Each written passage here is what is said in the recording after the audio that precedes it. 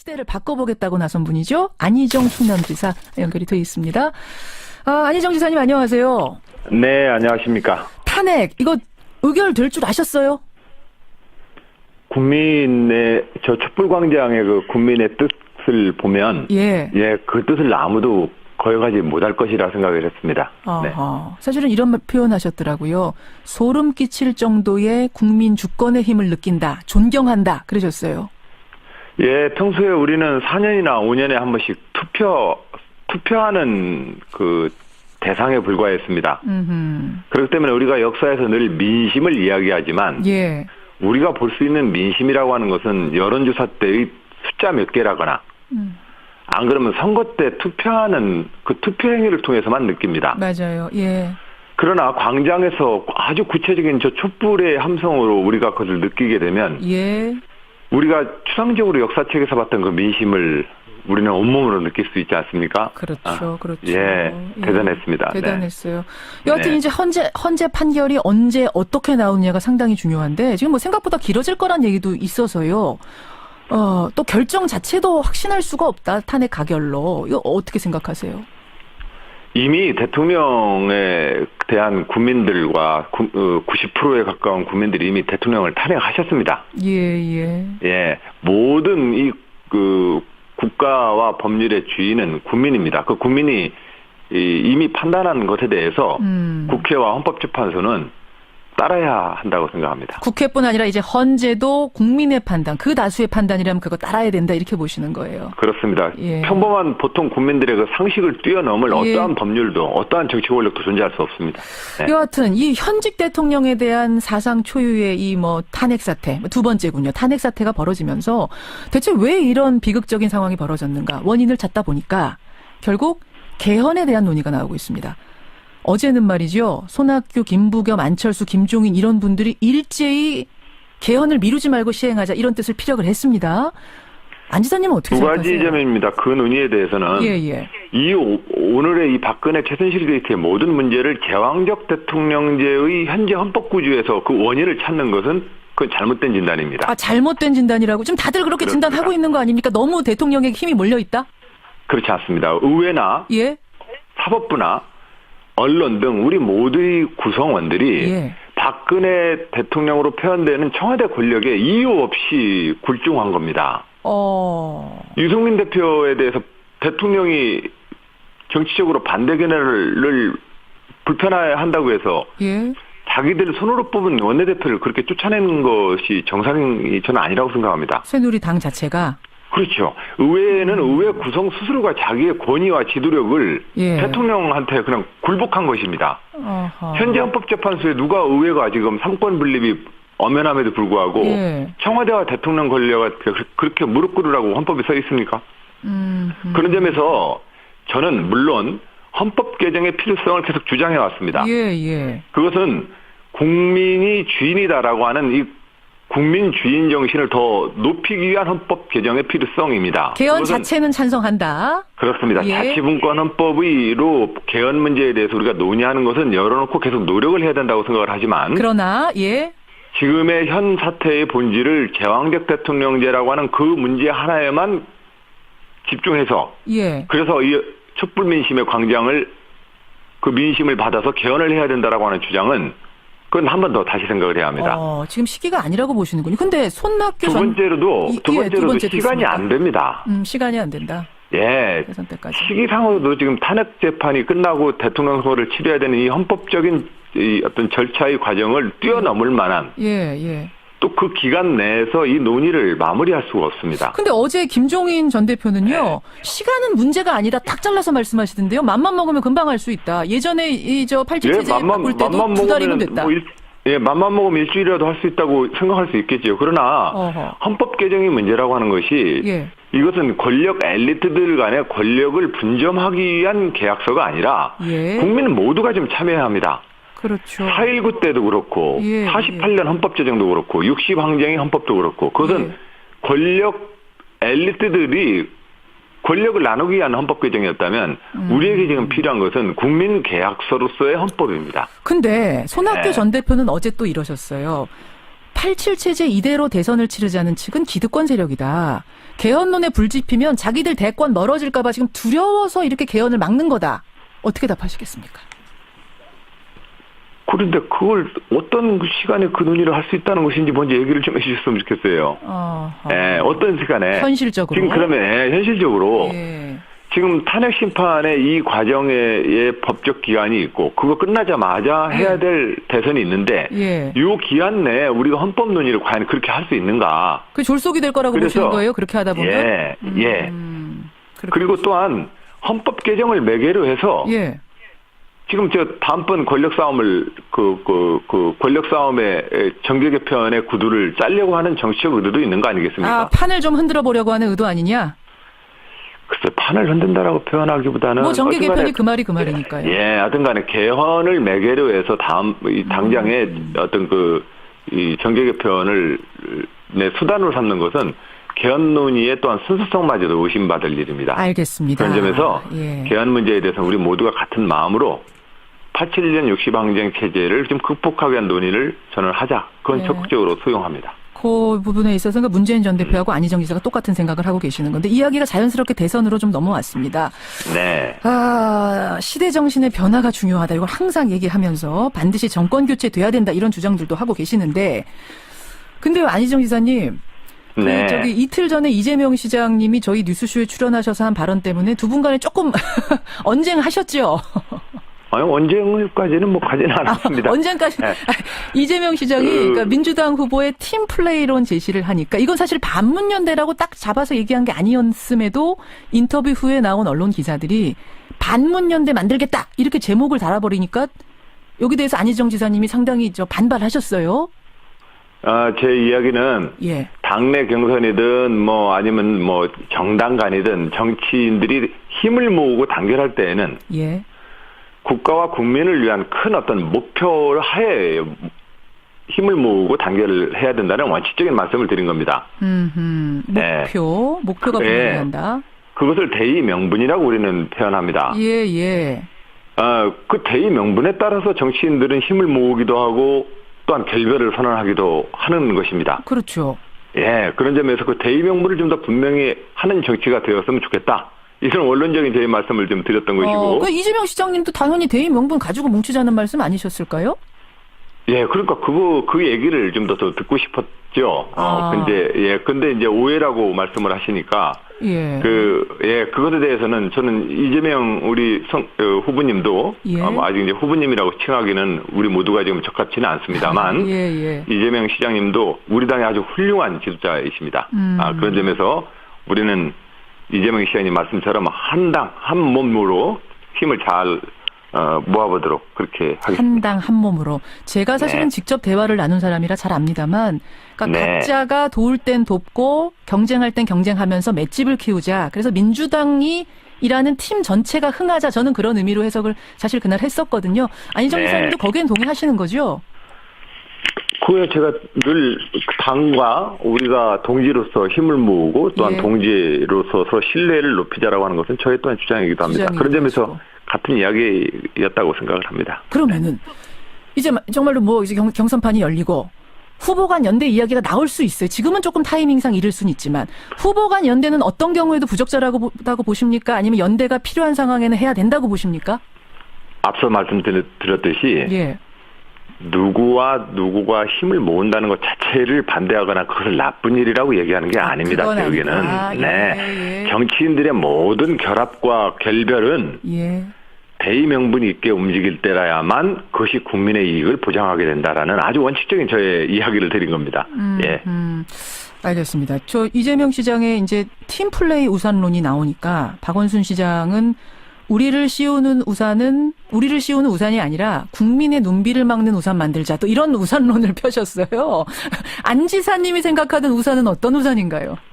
글쎄요. 제가 그 우산이라는 표현과 비유는 제가 지금 당장 제가 쓴 사용은 아니어서 그걸 가지고 빗대서 말하기에는 저도 곤란한데 어쨌든 우리 모두는 저 촛불 광장과 국민의 이익을 위해서 존재하는 존재들입니다. 그걸 위해서 똑같은 마음으로 열심히 노력하고 또 경쟁하고 그래서 또 힘을 합치고 그런 것이 정치라고 생각합니다. 그래요. 뭐 지금 대선 국면이 네. 사실 너무 갑자기 다가와가지고 네. 다들 대선 이야기를 궁금해하실 수밖에 없는데 청취자 2458님도 이런 문자 주셨어요.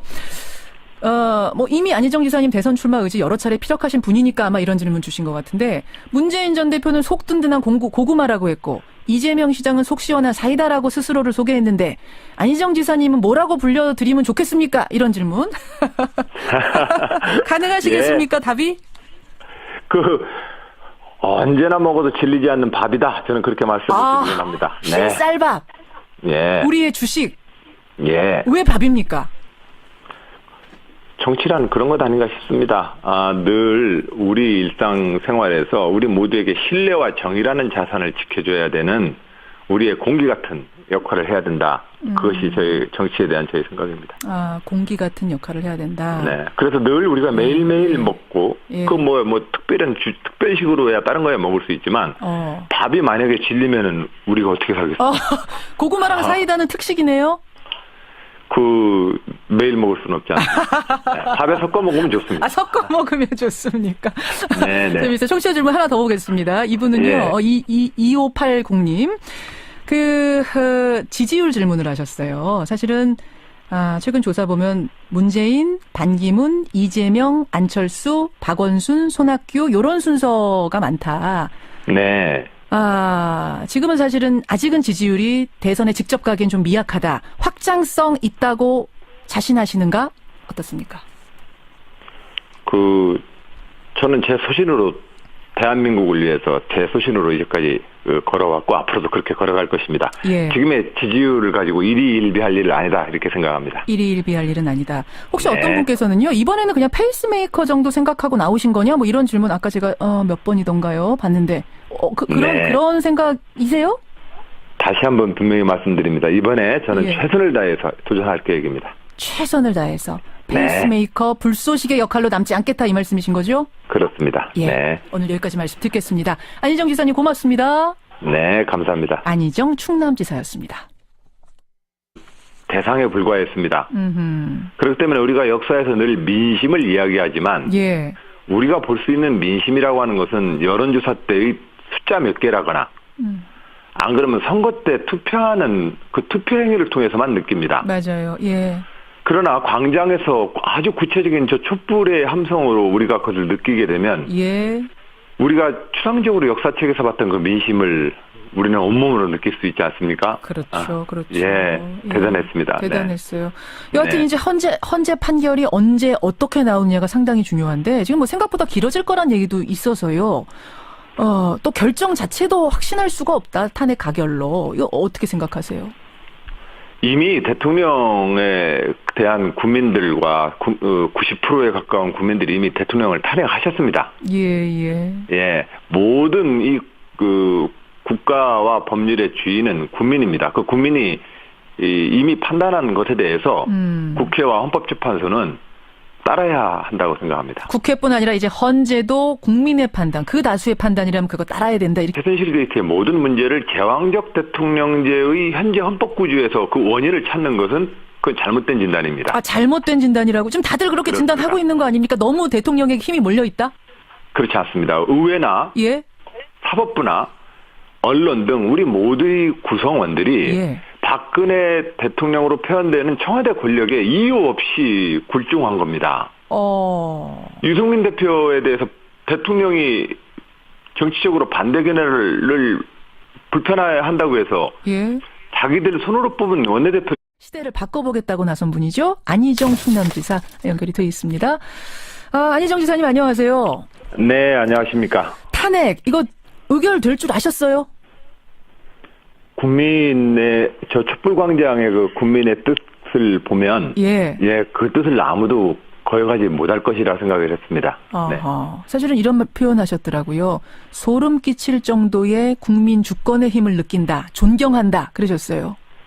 예, 평소에 우리는 4년이나 5년에 한 번씩 투표하는 어떻게 보시는 거예요? 그렇습니다. 예. 평범한 보통 국민들의 그 상식을 뛰어넘을 어떠한 법률도 어떠한 정치 권력도 존재할 수 없습니다.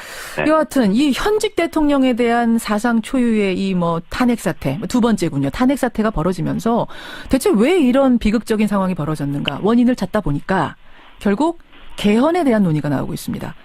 어제는 말이죠. 손학규, 김부겸, 안철수, 김종인 이런 분들이 일제히 개헌을 미루지 말고 시행하자 이런 뜻을 피력을 했습니다. 안 지사님은 어떻게 생각하세요? 두 가지 점입니다. 그 논의에 대해서는 오늘의 이 박근혜 대단했습니다. 대단했어요. 여하튼 이제 헌재 판결이 언제 어떻게 나오느냐가 상당히 중요한데 지금 뭐 생각보다 길어질 거란 얘기도 있어서요. 또 결정 자체도 확신할 수가 없다. 탄핵 가결로. 이거 어떻게 생각하세요? 이미 대통령에 대한 국민들과 90%에 가까운 국민들이 이미 대통령을 탄핵하셨습니다. 예. 모든 이 국가와 법률의 주인은 국민입니다. 그 국민이 이미 판단한 것에 대해서 국회와 헌법재판소는 따라야 한다고 생각합니다. 국회뿐 아니라 이제 헌재도 국민의 판단, 그 다수의 판단이라면 그거 따라야 된다 이렇게 보시는 거예요. 그렇습니다. 평범한 보통 국민들의 그 상식을 뛰어넘을 어떠한 법률도 어떠한 정치 권력도 존재할 수 없습니다. 네. 여하튼 이 현직 대통령에 대한 사상 초유의 이 탄핵 사태, 두 번째군요. 탄핵 사태가 벌어지면서 대체 왜 이런 비극적인 상황이 벌어졌는가 원인을 찾다 보니까 결국 개헌에 대한 논의가 나오고 있습니다. 어제는 말이죠. 손학규, 김부겸, 안철수, 김종인 이런 분들이 일제히 개헌을 미루지 말고 시행하자 이런 뜻을 피력을 했습니다. 안 지사님은 어떻게 생각하세요? 두 가지 점입니다. 그 논의에 대해서는 오늘의 이 박근혜 최순실 게이트의 모든 문제를 제왕적 대통령제의 현재 헌법 구조에서 그 원인을 찾는 것은 그건 잘못된 진단입니다. 잘못된 진단이라고? 지금 다들 그렇게 그렇습니다. 진단하고 있는 거 아닙니까? 너무 대통령에게 힘이 몰려 있다? 그렇지 않습니다. 의회나 사법부나 언론 등 우리 모두의 구성원들이 박근혜 대통령으로 표현되는 청와대 권력에 이유 없이 굴중한 겁니다. 유승민 대표에 대해서 대통령이 정치적으로 반대 견해를 불편해한다고 해서 자기들 손으로 뽑은 원내대표를 그렇게 쫓아내는 것이 정상이 저는 아니라고 생각합니다. 새누리당 자체가? 그렇죠. 의회는 의회 구성 스스로가 자기의 권위와 지도력을 대통령한테 그냥 굴복한 것입니다. 현재 헌법재판소에 누가 의회가 지금 삼권 분립이 엄연함에도 불구하고 청와대와 대통령 권력을 그렇게 무릎 꿇으라고 헌법에 써 있습니까? 그런 점에서 저는 물론 헌법 개정의 필요성을 계속 주장해 왔습니다. 그것은 국민이 주인이다라고 하는 이 국민 주인 정신을 더 높이기 위한 헌법 개정의 필요성입니다. 개헌 자체는 찬성한다. 그렇습니다. 자치분권 헌법의로 개헌 문제에 대해서 우리가 논의하는 것은 열어놓고 계속 노력을 해야 된다고 생각을 하지만 그러나 지금의 현 사태의 본질을 제왕적 대통령제라고 하는 그 문제 하나에만 집중해서 그래서 이 촛불 민심의 광장을 그 민심을 받아서 개헌을 해야 된다라고 하는 주장은 그건 한 번 더 다시 생각을 해야 합니다. 지금 시기가 아니라고 보시는군요. 근데 손학규 두 번째로도 시간이 있습니까? 안 됩니다. 시간이 안 된다. 대선 때까지. 시기상으로도 지금 탄핵 재판이 끝나고 대통령 선거를 치러야 되는 이 헌법적인 이 어떤 절차의 과정을 뛰어넘을 만한 또 그 기간 내에서 이 논의를 마무리할 수가 없습니다. 근데 어제 김종인 전 대표는요. 시간은 문제가 아니다. 탁 잘라서 말씀하시던데요. 맘만 먹으면 금방 할 수. 시대를 바꿔보겠다고 나선 분이죠. 안희정 충남지사 연결이 돼 있습니다. 안희정 지사님 안녕하세요. 네, 안녕하십니까. 탄핵 이거 의결될 줄 아셨어요? 국민의 저 촛불광장의 그 국민의 뜻을 보면 그 뜻을 아무도 거역하지 못할 것이라 생각을 했습니다. 사실은 이런 표현하셨더라고요. 소름 끼칠 정도의 국민 주권의 힘을 느낀다. 존경한다. 그러셨어요. 평소에 우리는 4년이나 5년에 한 번씩 투표하는 그 대상에 불과했습니다. 그렇기 때문에 우리가 역사에서 늘 민심을 이야기하지만 우리가 볼 수 있는 민심이라고 하는 것은 여론조사 때의 숫자 몇 개라거나 안 그러면 선거 때 투표하는 그 투표 행위를 통해서만 느낍니다. 맞아요. 그러나 광장에서 아주 구체적인 저 촛불의 함성으로 우리가 그것을 느끼게 되면 우리가 추상적으로 역사책에서 봤던 그 민심을 우리는 온몸으로 느낄 수 있지 않습니까? 그렇죠. 또 있다. 예전에 저 87 체제 바꿀 때도 두 달이면 됐다. 맘만 먹으면 일주일이라도 할 수 있다고 생각할 수 있겠죠. 그러나 헌법 개정의 문제라고 하는 것이 이것은 권력 엘리트들 간의 권력을 분점하기 위한 계약서가 아니라 국민 모두가 좀 참여해야 합니다. 그렇죠. 4.19 때도 그렇고 48년 헌법 제정도 그렇고 60 항쟁의 헌법도 그렇고 그것은 권력 엘리트들이 권력을 나누기 위한 헌법 개정이었다면 우리에게 지금 필요한 것은 국민 계약서로서의 헌법입니다. 근데 손학규 전 대표는 어제 또 이러셨어요. 87 체제 이대로 대선을 치르자는 측은 기득권 세력이다. 개헌론에 불 지피면 자기들 대권 멀어질까 봐 지금 두려워서 이렇게 개헌을 막는 거다. 어떻게 답하시겠습니까? 그런데 그걸 어떤 시간에 그 논의를 할 수 있다는 것인지 먼저 얘기를 좀 해주셨으면 좋겠어요. 어떤 시간에. 현실적으로. 지금 그러면 현실적으로 지금 탄핵 심판의 이 과정의 법적 기한이 있고 그거 끝나자마자 해야 될 대선이 있는데 이 기한